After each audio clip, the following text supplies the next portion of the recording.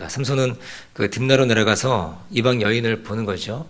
이방 여인을 보고 이제 급기야는 이제 바로 결혼을 하겠다라는 마음을 먹는 거 아닙니까? 그러니까 이방 여인과 결혼을 아무것도 아니라고 여기는 삼손의 모습을 보면서 참 그러니까 불편한 마음을 감출 수가 없는 거죠. 왜냐하면 삼손은 우리가 잘 알듯이 그냥 그런 사람이 아니기 때문인 것입니다. 삼손이 어떤 사람입니까? 삼손은 우리가 잘 알듯이 나실인인 것을 알 수 있죠.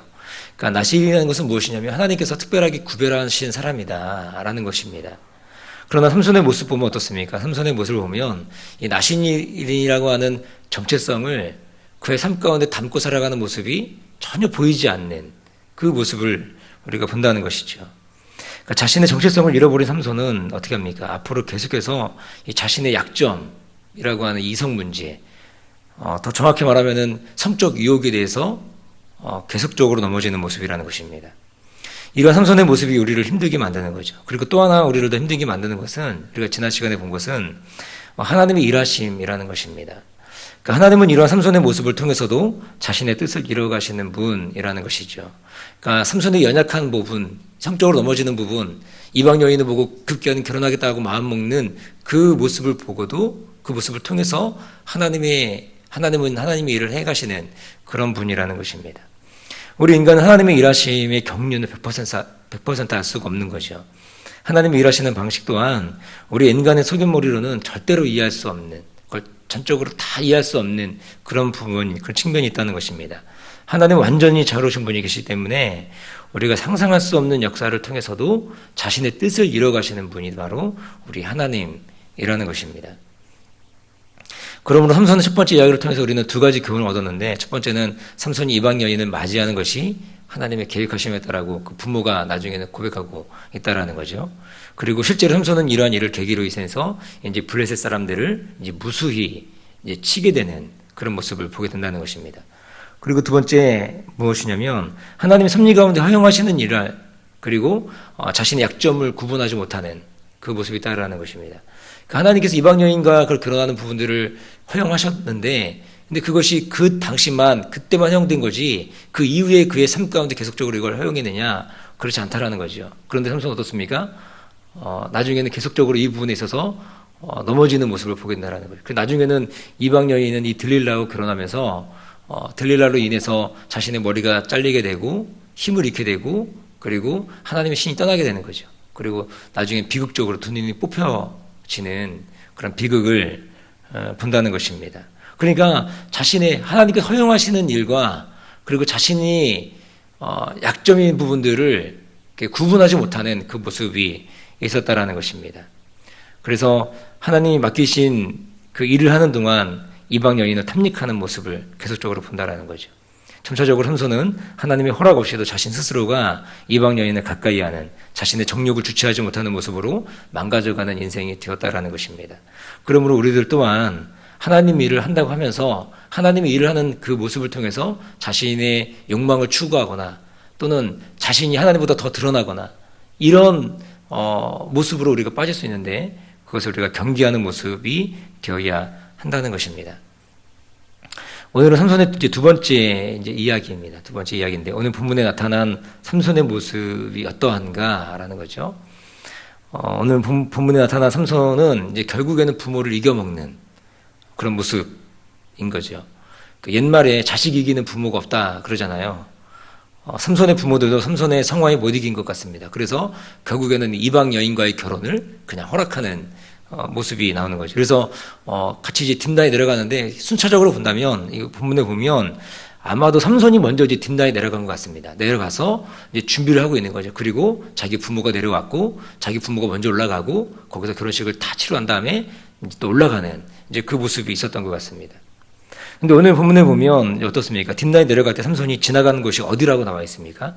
삼손이 이제 그 딥나에 내려가는 과정 가운데, 길 가운데 뭐가 있었냐면 5절을 보니까 이 포도원에 이르렀다, 이렇게 이제 말씀하고 있는 거죠. 포도원에. 여러분 기억나시는지 모르겠지만 삼손의 부모가 삼손을 낳을 때 하나님께서 주시는 말씀이 분명히 있었죠. 그것이 무엇이었습니까? 포도주와 독주를 마시지 마라. 그것이 바로 이 마노아의 아내에게, 삼손의 어머니에게 주셨던 말씀이었습니다. 그런데 마노아가 어떻습니까? 자기 아내에게만 주는 그 하나님 이게 불편하니까 자기에게도 나타나라고 얘기하는 거 아닙니까? 그러니까 나타나서 하신 말씀이 뭐냐면 더 강력한 말씀을 줬다라는 거예요. 뭐랬냐? 마노아가 다시금 물을 때에 그때 이제 이렇게 얘기하는 거예요. 포도나무 소산의 열매는 그 무엇도 먹어서 안 된다. 그렇게 얘기하는 거죠. 처음에는 포도주와 독주였지만 그 다음에는 이 포도나무에 나오는 모든 소산의 이것들을 먹지 말라. 더 강력한 메시지를 주셨다는 것입니다. 그러니까 이것을 알 수 있는 것은 포도나무와 관련해서 주의를 기울여야 한다는 것을 우리가 알 수 있다는 거죠. 그러니까 포도나무와 관련된 모든 것들을 대할 때는 좀 조심스러워야 된다는 것들을 분명하게 말해주고 있다는 것입니다. 그런데 여러분 지금 삼손이 어디에 이르렀습니까? 어디에? 포도원에 이르렀다라고 성경은 보여주고 있다는 거예요. 그래서인지는 모르겠으나 삼손의 발길을 멈추게 하려는 하나님의 심산이었는지 모르겠습니다. 그래서 어떻게 해요? 갑자기 사자를 하나님이 등장시키는 모습을 본다라는 거예요. 그래서 갑자기 사자가 나타나서 삼손의 길을 가로막고 있다라는 거죠. 이때 삼손에게 어떤 일이 일어납니까? 이때 자기의 길을 막 가로막고 있는 이 사자를 바라보면서 삼손이 어떤 일이 일어납니까? 바로 여호와의 신에 크게 감동되었다. 이렇게 오늘 본문은 얘기해주고 있다라는 거죠. 삼손은 여호와의 신, 다시 말하면 우리 식으로 지금 식으로 얘기하면 이 성령의 그 놀라운 은혜를 경험하게 되었다라는 것입니다. 이것이 바로 처음으로 경험하는 삼손이 하나님 체험, 그 놀라운 경험을 이 삼손이 하게 되었다라는 거죠. 하나님의 강권적인 은혜로 삼손은 이 어린 사자를 어떻게 합니까? 염소 찢듯이 찢어버린 거죠. 죽인 것입니다. 아마도 이 사건으로 인해서 삼손은 자신의 정체성이 무엇인가를 아마 다시금 생각해 볼 수 있는 그런 시간이 되었을 거라고 우리가 충분히 추측할 수 있는 거죠. 나신이로 하나님 부르시고 그리고 자기가 위기 가운데 사자를 만난 거 아닙니까? 위기 아니에요? 위기 가운데 하나님의 신이 하나님의 성령이 강력하게 역사하셔서 그에게 권능을 주시는 거 아닙니까? 그래서 염소 찢듯이 사자를 찢어서 죽이는 그런 놀라운 괴력을 발휘했다라는 것입니다. 하나님의 강권적인 은혜로 하나님은 이 삼손은 어린 사자를 염소 찢듯이 찢었다는 것이죠. 자신이 어떠한 삶으로 부르심을 받았는지에 대한 진지한 고민을 해볼 수 있는 그런 대목이라는 것입니다. 그러나 삼손의 태도는 어떻습니까? 여호와의 신에 감동되었던 이 너무나 특별한 체험을 하고도 그는 이 자신의 부모와 이것을 전혀 나누지 않았다라는 거예요. 자신이 어떻게 자랐는지 삼손이 모르겠습니까? 잘 알고 있지요. 자신이 나실인이라는 사실을 삼손이 모르겠습니까? 너무나 잘 알고 있다는 것입니다. 그러니까 하나님이 자신이 부르심을 삼손은 모르지 않습니다. 그리고 이제 그럼에도 불구하고 이렇게 하나님 놀라운 신에 감동된 그 은혜를 체험하고 나서도 자기의 부모하고도 나누고 있지 않는, 그러니까 자신의 정체성에 대한 부르심에 대한 부분들을 전혀 생각하지 않는, 고려하지 않는 그 모습을 본다라는 것입니다. 어떻게 보면 이 사건을 경험하고 나서 삼손은 자신이 어떠한 삶으로 부르셨는지에 대한 진지한 고민을 해야 되고 뿐만 아니라 자신의 부모하고도 이걸 그러니까 성경은 얘기하기를 자기의 부모와 얘기하지 않았다는 것을 2번이나 반복하고 있다는 거예요. 이건 뭡니까? 얘기해야 됨에도 불구하고 하지 않는 이 삼손의 모습을 고발하는 거 아닙니까? 이것이 보통 사건일 수 없는 거죠. 사자를 맨손으로 찢어 죽이는 것은 결코 아무런 일이 될 수 없다는 것입니다. 너무도 놀랍고 너무나 특별한 일, 이것이 바로 삼손이 사자를 찢어 죽인 일이라는 것입니다. 그러나 삼손은 하나님 자신과 함께 했던 이 놀라운 기쁨은 안중에도 없다라는 거예요. 안중에도 없고 뭐 하는 겁니까? 오히려 삼손은 딥나에 만난 여자와 말하는 것, 그와 교제하는 것, 오히려 그것을 기뻐하는 모습을 보이고 있다라는 것입니다. 이것이 참으로 마음 아픈 일인 거죠. 자신이 나실인으로 정작 기뻐해야 될 일에서는 기뻐하지 않는 거예요. 자신에게 특별한 하나님의 권능과 은혜가 입혀서 그런 놀라운 일들을 했을 때 그때 그것이 무슨 일일까에 대한 고민이 없는 거예요. 거기에 대한 기쁨이 없습니다. 오히려 어떻습니까? 딥나에 내려가서 이방 여인과 결혼하고 그 여인과 교제하는 것, 그 여인과 함께 있는 것을 더 기뻐하는 모습이라는 것입니다.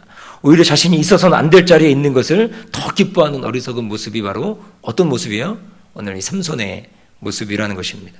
사랑하는 교우 여러분, 저 여러분들의 모습은 어떻습니까? 오늘 삼손의 모습을 보면서 삼손을 탓할 수 있습니까?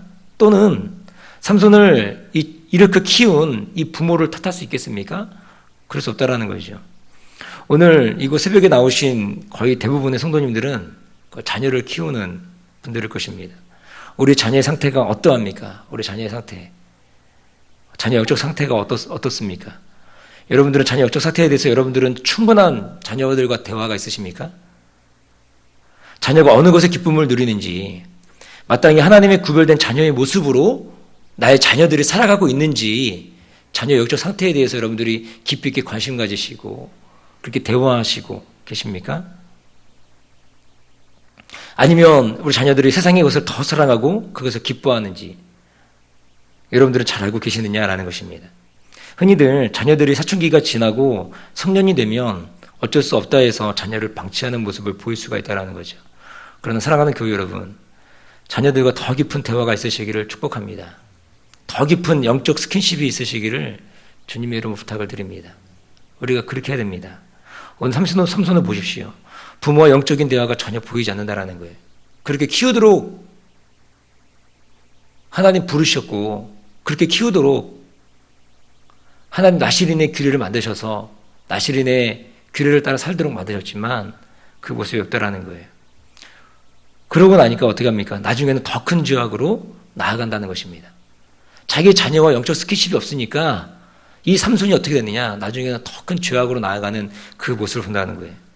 이후의 모습을 보십시오. 어떻습니까? 삼손은 자신의 욕심대로 이방 여인을 아내로 취한다는 것입니다. 그리고 더 웃기는 일이 있는 거예요. 다시 자신의 집으로 올라갑니다. 올라가는데 그때 어떤 일이 일어납니까? 올라가는 중에 한 가지 기이한 일을 목도하는 거예요. 그것이 무엇이냐면 그것은 바로 자신이 죽인 이 사자의 몸에서 뭘 발견한 거예요? 꿀을 발견한 거예요. 꿀을 발견해가지고 어떻게 합니까? 그 꿀을 성경에 아주 정확하게 나옵니다. 자기의 손으로 그 꿀을 취했다라고 얘기하고 있어요. 취해서 자기도 먹고 누구에게 줬습니까? 자기 부모에게도 주는, 참 어떻게 보면 굉장히 어리석은 일을 이 삼손이 오늘 하고 있다라는 것입니다. 오늘의 말씀에 삼손이 잘못된 태도가 있지요. 바로 이 주검을 손으로 만졌다는 것입니다. 삼손의 부르심이 무엇입니까? 바로 나실인이잖아요. 나실인의 규례는 우리가 앞서 살펴본 것처럼 이 주검을 만지면 안 되는 거예요. 그러니까 시체를 만져서는 안 된다라는 것입니다. 나실인은 자신을 세상으로부터 철저히 구별하는 사람입니다. 그러나 삼손은 전혀 자신을 세상과 구별하지 않는 거죠. 구별됨이 없습니다. 자신을 죄에 완전히 내어주는 완악한 모습을 삼손이 오늘 보여주고 있다라는 것입니다. 자신의 정체성을 잃어버린 이 삼손의 안타까운 모습을 우리는 오늘 보고 있는 거죠.